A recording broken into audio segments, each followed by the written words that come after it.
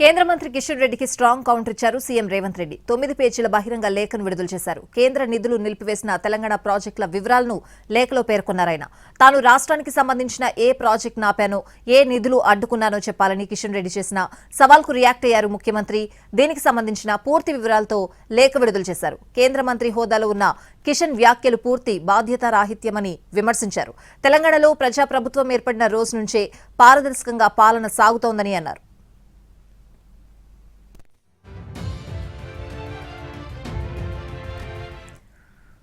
Metro phase 2 పనులకు సంబంధించిన పూర్తి వివరాలు కేంద్ర పట్టణాభివృద్ధి శాఖ మంత్రికి ఇచ్చామని, డిసెంబర్ 12న కిషన్ రెడ్డితో కూడా ఇదే అంశంపై భేటీ అయ్యానని తెలిపారు ముఖ్యమంత్రి.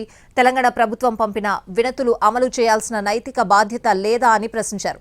అయితే బెంగళూరు, చెన్నైలో మెట్రో విస్తరణకు కేంద్రం నిధులిచ్చిందని, తెలంగాణ ప్రతిపాదనలను పక్కన పెట్టారని ఆరోపించారు. మూసీ పునరుద్ధరణ, ఆర్ఆర్ఆర్ విస్తరణ పనులకు నిధులు మంజూరు చేయించాలని అన్నారు.